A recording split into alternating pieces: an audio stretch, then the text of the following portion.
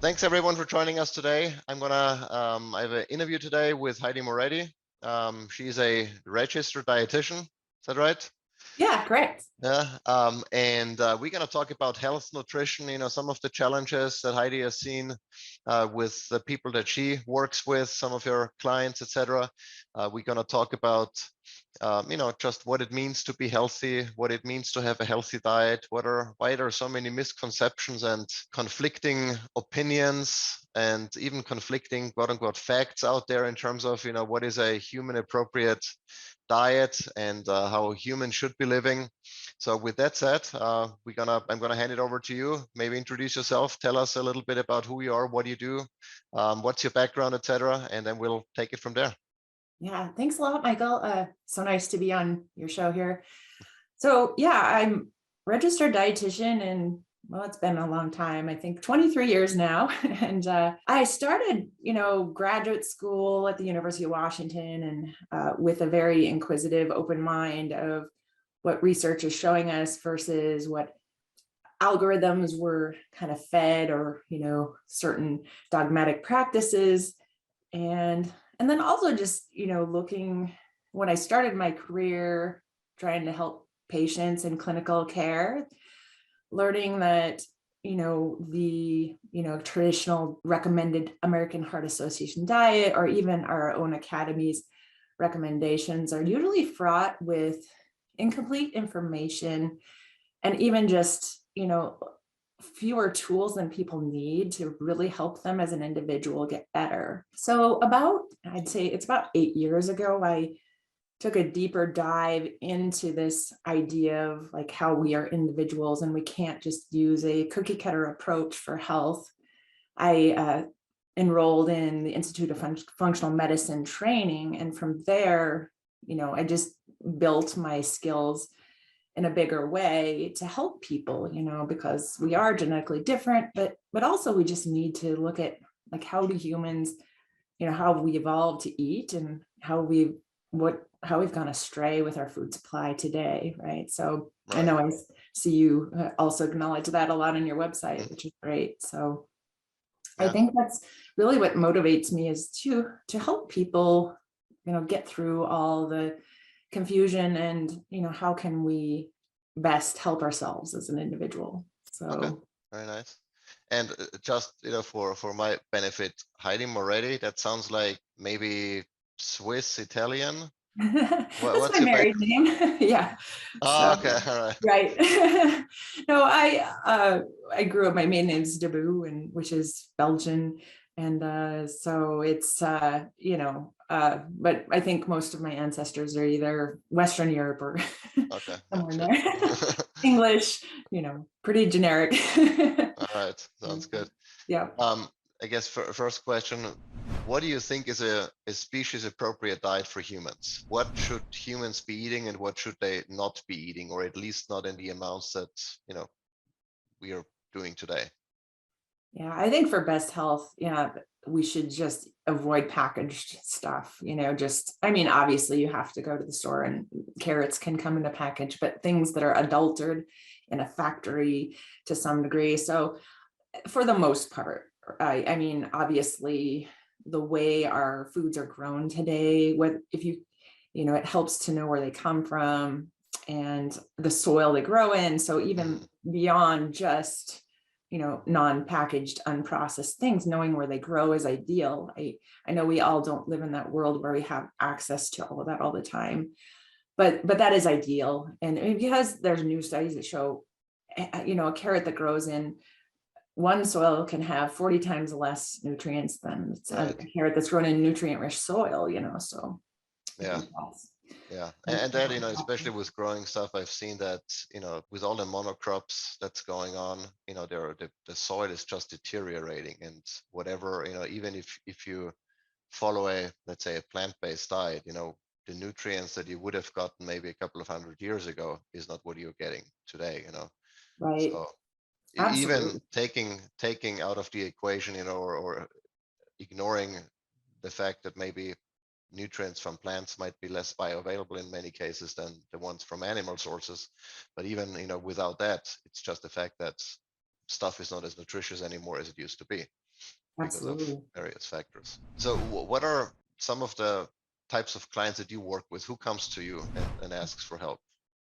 Well, that's a really interesting question. I did a lot of soul searching a few years ago. I did some private practice where I would do like, see people mostly with gut disorders, but things that were also rooted in gut health, such as hormonal issues and weight gain related to hormones and gut, primarily gut health. And I also work in a clinic full time where it's like a conventional medicine clinic, like a Mhm. kidney care clinic. I was in the hospital for 20 years, and I just, you know, at the root of all that is I feel like all health, like good health information should be free to all. And that's really why I mostly just write at this point, and for my own sanity, because I work full time in a clinic, but also because I just, I need to get the word out there more in a way that's accessible to everybody. I think that's just my personal style, where I see, like in my clinic, I see a lot of low income people and just help them in any way I can to be a little better. But yeah, writing has always been one of my passions, and that's why I feel like if I can make my posts accessible to everybody, that's Right. how I can help people the best right now. So How challenging is it to work in a framework that doesn't necessarily share your same view on nutrition? well, one thing about my personality is I'm not shy, and I tend to find, good relationships with doctors and other providers, and just like you just show them the proof and then they say, okay, like I think that's okay, we try that, or you can, they pretty much trust me in a lot of ways. In a hospital setting, it was trickier because there's thousands of employees, and I kind of got lost in the shuffle there. But in a smaller clinic, it does, make a lot of difference. Just bringing just, yeah, like just bring them good common sense information. So, Right. and yeah, it goes pretty well that way. I mean, I have to work within some confines that aren't ideal always, but it's pretty flexible, which is Okay. nice. Mm-hmm. In your experience, how much do regular doctors know about nutrition? How much of that is part of their education?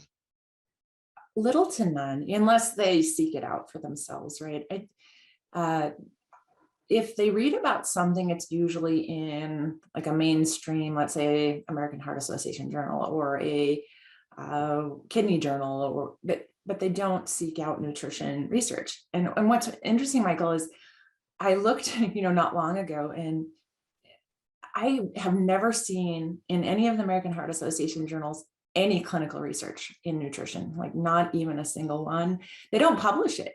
I I think there's a huge amount of bias and of course money behind what they will and won't publish. So if you're really wanting to know something about nutrition, you really have to seek out the specific word, and look it up on the Library of Medicine. And luckily for you and me and everybody today, we all have access to most of that, or at least abstracts from that. So Mhm. so there's so much power in our own research and being our own best advocates. So no, back to that question, no, training is minimal to none. And in fact, GI doctors don't even really get any training in nutrition, and where food is exclusively absorbed, it's kind of ridiculous. But, Yeah.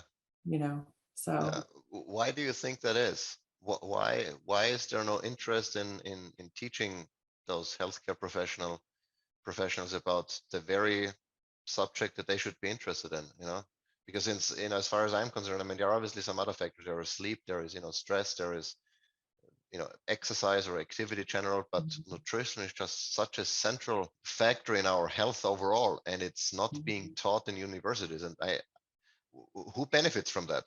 well, and I know I dug into that answer because I was really curious myself about why there is such a separation between, what fuels the body and what, provides the building blocks to absolutely every cell in our body. Why is it ignored? And I think I found there was a push in the early 1900s by the Carnegie Foundation to do biomedical research, also known as pharmaceutical research. And they hired a guy, he was actually a teacher, named Abraham Flexner. Abraham Flexner was very influential, even though he was not a doctor. He he went around and he shut down medical schools if they were teaching things about nutrients, or not really. Back in the day, we didn't know a lot about nutrients, but they were talking about plants and foods as medicine. And if they were teaching anything about that, he shut them down. And so really effectively, we are still in that state of teaching.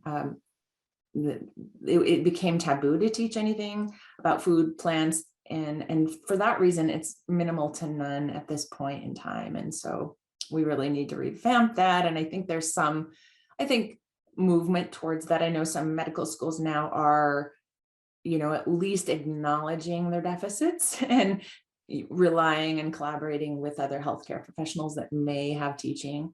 And at the end of the day, doctors, honestly, their hearts are a lot of times in the right places, and they want to do the best for their patients, but clinics have their hands tied because they're in a 10-minute slot where, you have to get everything in 10 minutes and see as many patients as possible. And it's a high stress, low reward sort of situation. Right. I think they're stuck into, so there's a big system problem, I think, with healthcare as it is. Yeah, no, I agree. Mm-hmm. If someone, you mentioned already before, remove, highly processed foods, that is obviously, one of the, I think, the lowest hanging fruits of trying to improve your diet. But if someone comes to you and said, you know what, I'm already eating relatively healthy, I try to avoid, all the snacks and the highly processed stuff, but I'm still not feeling well. How do you approach something like that in terms of trying to figure out what type of food could be the issue, or what's going on? Are you would you recommend like an elimination diet, or what's your approach to that? Yeah, absolutely. I think there's always, like you had mentioned earlier, like, hey, there's certain things in plants or foods, specifically a lot of grains and even legumes that are like they have anti-nutrients, but can cause inflammation for some people, not everybody for sure, but definitely if they're coming to you symptomatically and saying, hey, I don't feel right, I feel tired, my gut hurts, they're the obvious like food sensitivity thing. And when you have a food sensitivity, I think people a lot of times think they poo-poo it, but there's really good evidence to show if you're sensitive to a food, it's creating a cascade of inflammation everywhere, including your brain, your skin. And I was in that position a long time, for a long time myself. Like I didn't know what I didn't know about what I was reacting to. So yeah, an elimination diet can be really helpful. It can be challenging because I think a lot of times people eliminate things, and then now what? Like, how do I reintroduce things? How do I figure out what's actually causing the issues? So that's where I think they usually need a little help. They throw in the towel, they're tired of it, they eat pizza, and then they feel terrible again. They still don't know anything at that point, right? Yeah. So it's like, and I've noticed that myself, that really trying to figure out in some cases what triggers either me not feeling well, or brain fog, or whatever the case might be, is just so incredibly challenging, because you realize how many different foods you eat throughout the day. exactly. Unless you're like on a strict carnivore diet and you only eat red meat, well, then it's fairly simple. But for most of us, there are so many different things, and especially if you buy anything that's processed, even though it's considered healthy or on the healthier side, there are a ton of ingredients that any of which you could be sensitive to. Absolutely. And we just figured out that our 6-year-old son, he cannot have chicken eggs. And that was a real bummer, because we have our own hands, to lay eggs and provide eggs for us, and he cannot have them because he is sensitive to probably a protein in those eggs, Mm-hmm. and Yeah. and yeah, that is certainly a challenge. Well, at least you found it out. That's good. Yeah, well, at least that you never know 100%. You kind of have a hypothesis, and maybe that develops into more. But at the end of the day, it could have just been coincidence. Maybe it was something else that he had with the egg. Maybe, I don't know. Maybe he had I don't know, pepper on his eggs, and it was the pepper, not the egg. Sure. It's a challenge, but yeah. In terms of besides packaged foods, and mentioned grains and legumes for some people, are there like categories of food that you would say don't necessarily default to that stuff? If you can handle them, fine. If you're feeling great while having them, great. But otherwise, try to stay away from certain types of categories, or try to eliminate those first if you're not feeling 100%, you know, from Right. all the, you know, both on the plant as well as on the meat side, I guess. Yeah, yeah, for sure. There's definitely categories of things, and sometimes it's more specific. So within, say, like grains, I mean, one of the most researched food sensitivities being gluten Mm, is a good one to at least start with. And then it's easier than, say, eliminating all grains if people are struggling to kind of wrap their head around, hey, I'm gonna have to eliminate all grains. How do I do that? That's a good start. And in my book, I talk about how to do that and make it tasty. But um, it doesn't catch everybody though. That like people get frustrated. It's like, well, do I have to start all over again? And but yeah, grains are a big one. And a lot of times just like listening to the body. I tell people, like, you just listen. Like if you know something, every time you eat it, you don't feel good, mhm, even if you've been told it's good for you, just don't, like, because I think we've all been in the world of like a heavy plant-based movement, and like I like you don't tolerate legumes, you don't eat, black beans make you hurt, don't eat them, just mhm, right. basic stuff, that Mhm, I think people can't like sometimes see beyond like the headlines, and just like, but listening in and tuning in and even assessing like what your day is like when you eat those things. And mhm, so I think that helps, from a practical sense, without eliminating everything. Some people are sensitive to dairy, which is hard to get around to. um, Fortunately for me, I'm not. I think it's somewhat genetic too. That one can be a little more populations definitely are more susceptible to right. that for sure. So Yeah. How do you, if someone says, or if you ask someone, how do you feel? At least I know in my case, for most of my life, the answer would have been good, you know, right. because how I felt at the time was how I thought was, you know, feeling what feeling good means. Mhm. Um, Only after, you know, years later, once I've made some, you know, changes, I suddenly felt different, better. And then I realized, Mhm. whoa, you know, what was good yesterday is not good anymore, you know. So how Right. do you kind of, you know, guide people around assessing how they truly feel? Because just feeling the way you feel every day doesn't mean that's the norm or that's good. You know, it might be you're feeling so crappy every day that, you know, you're on such a low level of how you feel and how you operate that, you know, it doesn't mean anything just because, you know, you don't feel worse on a given day than you already feel.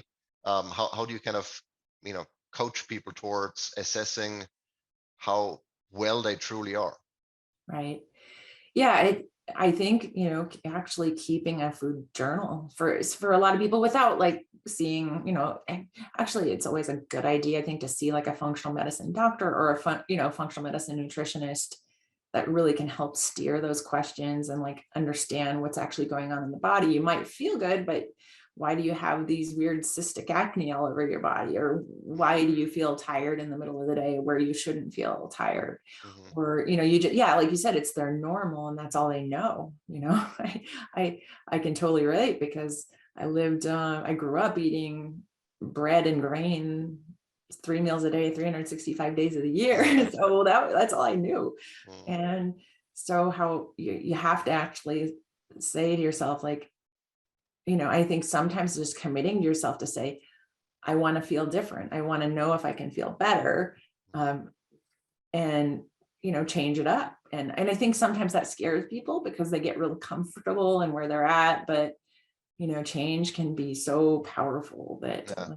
you you know so those are a couple things, like keeping at a minimum, keeping a journal of how you feel when you eat things, or how your stress is, and all the things, like what your sleep like, and just breaking it down. But seeing somebody, if you're really unsure where to start, is a good place, Hmm. because again, it is, if you're reacting to something, it's not benign, it can affect your heart.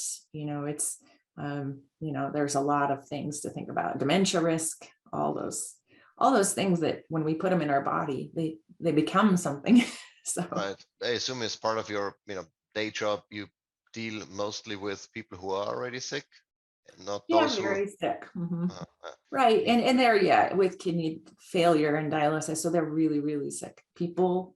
But that does not mean that there's not even, like just simple things sometimes I feel like change their lives, and they learn to trust me. I mean, I see them for years, and, they know me.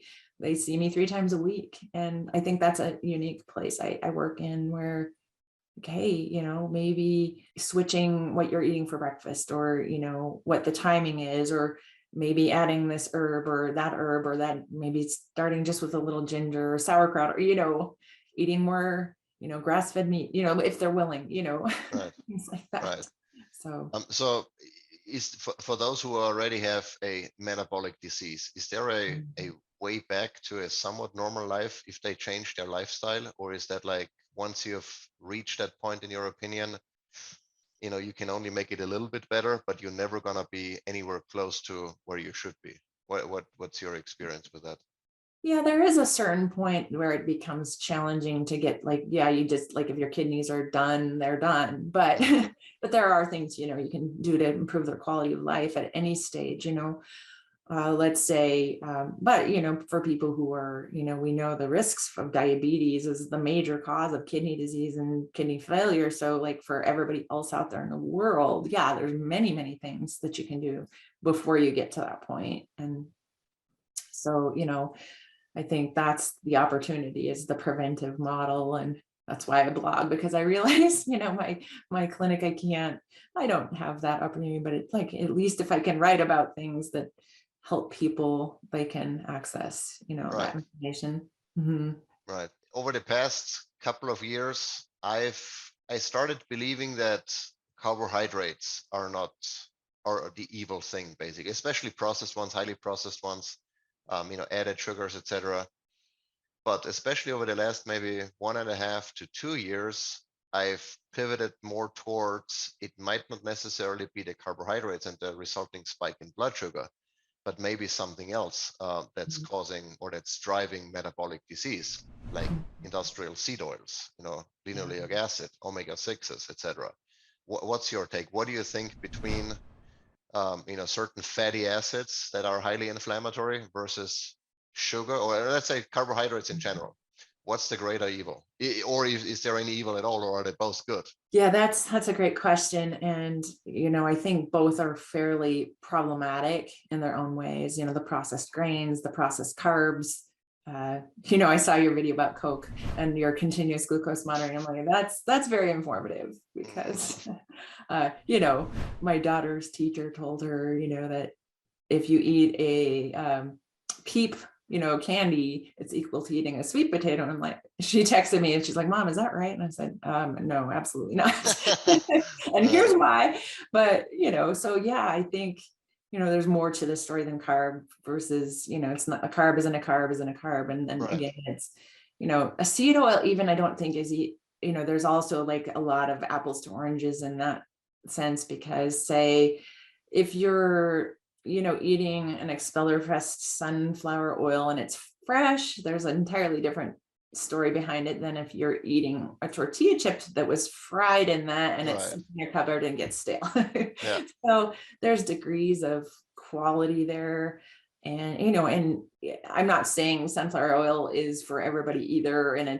But I think context makes a big difference too. Like the frying and the high temperatures with seed right, oils, when they're fried, it makes a right, big difference too. So yeah, for sure, though, we eat too much of them. The omega-6 are inflammatory, generally speaking.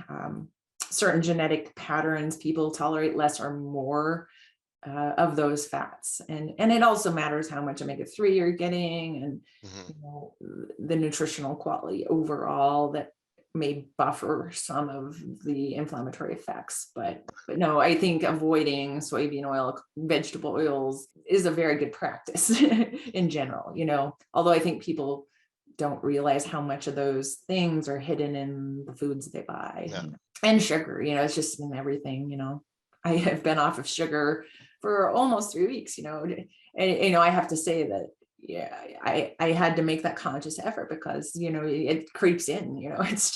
it's just almost impossible unless you make that effort. Yeah. Would you say that, there is obviously a war raging, if you want to call it that way, between, the vegan camp and the meat camp? And do you think those extreme stances are beneficial for, for getting the information out on either side and helping people to make their own decisions?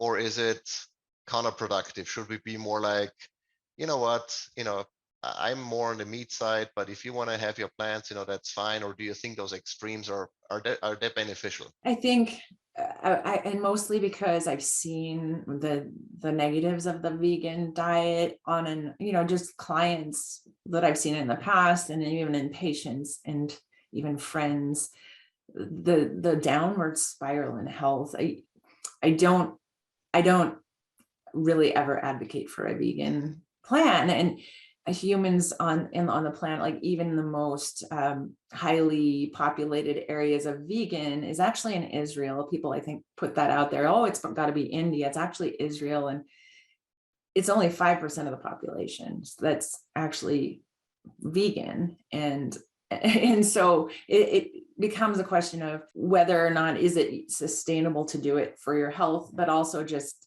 does it even make sense for the planet? There's a lot of, like, I grew up on a ranch, and I realized there's way more to the story than meets at the eye and what's in the news. And it's, everything is about soil, nurturing the soil. And as it's, grass-fed cows are extremely beneficial in a lot of ways for the planet. And I drove to California. This is an aside, I realize, but my son and I went to California for the first time last year, and we drove through like the rural parts of California, and where we drove next to a broccoli field and strawberry fields, and it just looks so stripped. Like the soil looks horrible and stripped, and chemical use. And then you drive next to like grass-fed cattle pastures, and it's green, it's lush, it's beautiful. There's birds, there's it's like it's teeming with like an ecosystem. It's an entirely different story that people don't get unless they're out there looking and using their eyes and ignoring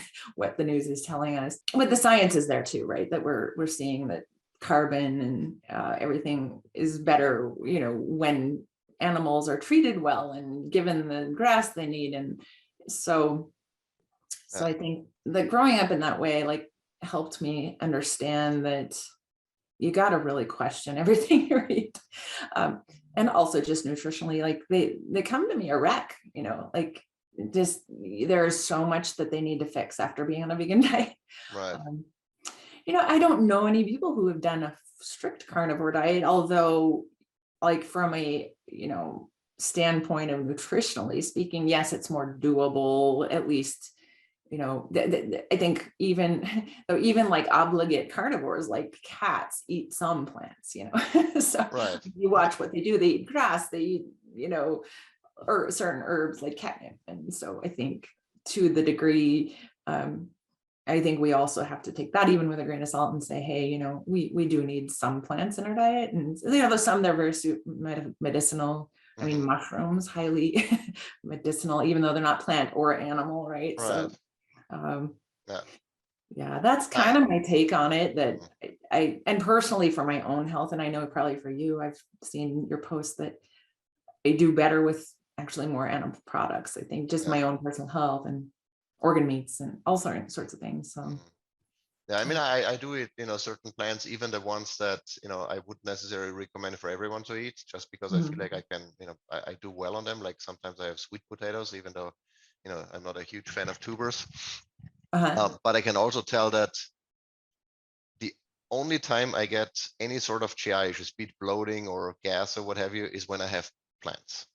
It never happens on meat, But on the flip side, of course, I've also noticed that I don't do well on a strict ketogenic diet, meaning no carbs at all. I've done that for, I don't know, 2.5, 3 years or so, with like 5 net grams of carbs a day. And I do CrossFit almost every day. I empty my glycogen stores, and then I need to wait for gluconeogenesis to replenish all of that stuff, which is very expensive. And during that time, I don't feel my best. I don't feel in the most energetic.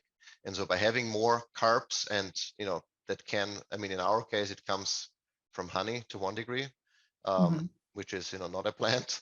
But in other cases, it's, the easiest source of carbs is some sort of, plants, for the Right. most part. And so I do consume some, but I do feel that, you don't need to exclude all of the plants. You need to figure out which ones you can handle. There are certain plants that I, try not to eat at all or only on occasion because I know how they make me feel. Mhm. Grains, I mean, I don't eat legumes really, but occasionally, like once every 2 months, we have regular pizza, and I know that I'm probably not going to sleep well. Next day is probably not going to be my best, but I make that decision. My body Absolutely. can handle it, fortunately, because the rest of the time I do eat well. Yeah. But yeah, I've, but I've also learned to be, you know, to not be too dogmatic about stuff. I used to be like, if you eat plants, you're a moron, kind of. But I've found that, it really depends on the context. Even the foods that, I would recommend people to eat, like eggs, my son can have them, even though it's on the, on the good list, so to say. And so you have to be really specific, you have to be really, it's a personalized thing, as you said initially, everyone reacts to stuff slightly different, and you have to figure out what works and what doesn't. But I guess as a start, if you remove certain food categories, it's probably going to be easier to figure out what works and what doesn't. If you eat, everything that there is, and then removing one by one, you're going to be removing one by one for a very long time before you figure out what's not working, Absolutely. It's going to take Uh, you basically years to do that. Yeah, I yeah. agree. So you mentioned a couple of times now, and I obviously know about that. You have a blog, so you regularly publish your thoughts about food, nutrition, and all of that stuff. You do product reviews, I've seen as well, right? So Mhm. you look at stuff, supplements, whatever that you found are working for you and are beneficial, and you share that with your audience. You also mentioned before, if I heard you correctly, you have a book, Correct. Yes, I um, do. and you can find that on Amazon, or where do Yep. you sell it? Yeah, it's called The Whole Body Guide to Gut Health. And then I also have an elimination diet journal for people who want to just have a way to, like a systematic way of tracking what they're eating and eliminating. And yeah, so both of those are available on Amazon or Barnes and Noble or wherever you buy your books. You can order Okay. them. Mhm. But you don't do one-on-one sessions anymore. Is that right? Right. And the reason I stopped, it's just, I just work too much just Right. generally. And I'm not saying I'll never get back to that. But I think, I struggle. I'm not really, money is a hard thing for me. I don't know, I don't know if I want to try. Yeah, I just want you to get better. I don't really, Right. it's not about money. And, Yeah. it's just my own personality. Like it's my own hang up. And, I think I don't like, and for that reason, I'm like not super motivated to see a client. If someone reaches out to me and they're desperate, sure, I'll see them. But, you Right. know, or a friend or family, but yeah, I just, for my own personal stress and, I think self-preservation, I need to do what I can to keep people, healthy by keeping healthy myself. Well, I mean, as I say in the plane, put on your own mask first before helping others, and there is a good reason for that. Absolutely. Yeah, that's it. How, how does Yeah. a day in your life look like? When do you eat? When is your first meal? How often do you eat? What do you eat? When you eat? Right. Great question. It's changed and it's always changing because I'm always learning. But what I do now and in the last probably a year, intermittent fasting's been Mhm. very helpful.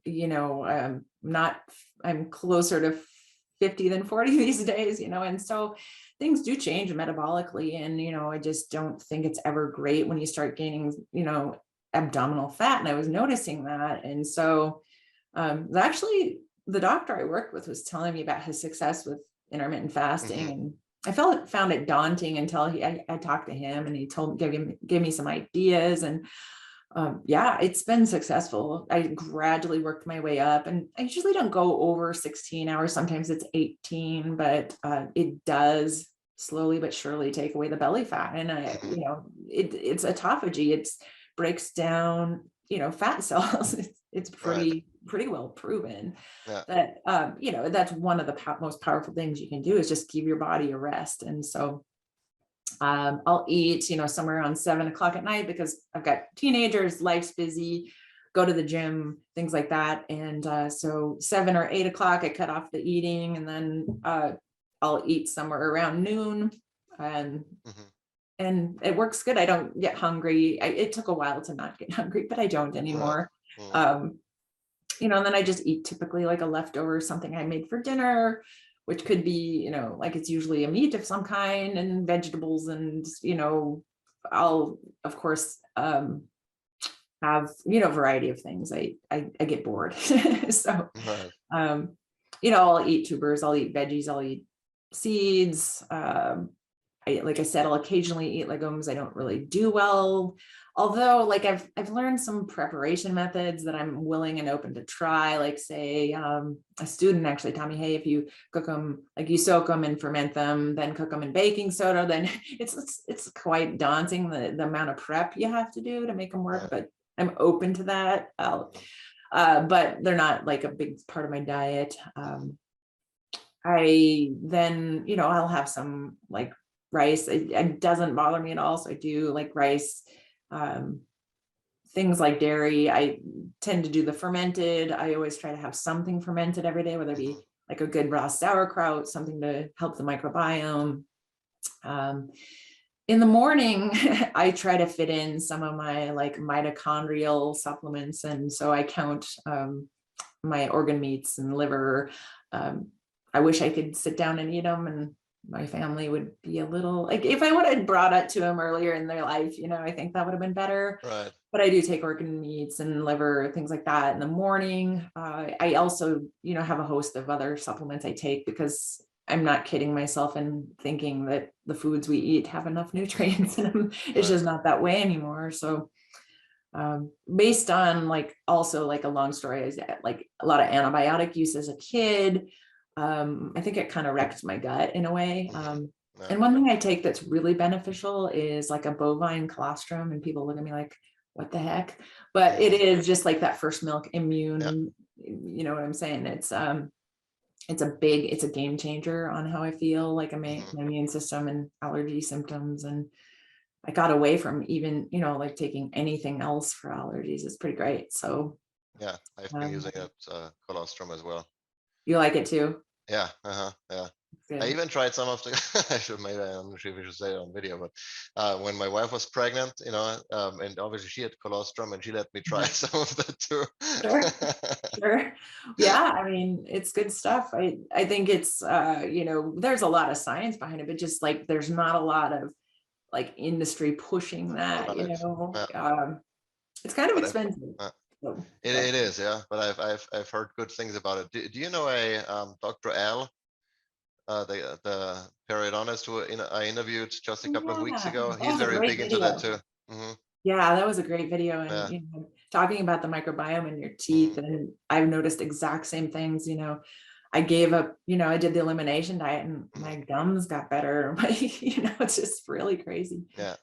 So yeah, that's one of the big things I noticed too, was making changes to my diet. I used to have a lot of cavities, and suddenly there were no more cavities. I mean, obviously the ones I had were still there, but I didn't get any more. And the dentist asked me, what did you do? I'm like, changed my diet. And like, right. Now what did you do? I'm like, yeah, that's what I did, because 4 times a day brushing teeth and flossing 3 times didn't work, didn't make a difference. But changing a diet did. Right. It's huge on the teeth. And that's the same thing I get from my dentist. Like, wow, your teeth, I don't have to do any scraping. I don't have to, like, what? And they're like, well, it's my diet. But I actually had a new dentist. He actually buys into it. He's really into health. So it's kind of neat to talk to him. So yeah, pretty fun. Right. Very good. Well, I appreciate your time today. If you could, then maybe send me all of the links to your books and all of that. I mean, I have the link to your blog, but maybe to your books. If you can send me that, I'm going to put it down in the description so people can check it out and learn more. And with that, we'll wrap it up. Again, thanks for your time. Much appreciated. Yeah, thanks so much, Michael. It's been a pleasure. I'll send you a link once it's live. All right. Thanks so much. Thanks, Heidi. Bye-bye. Bye-bye.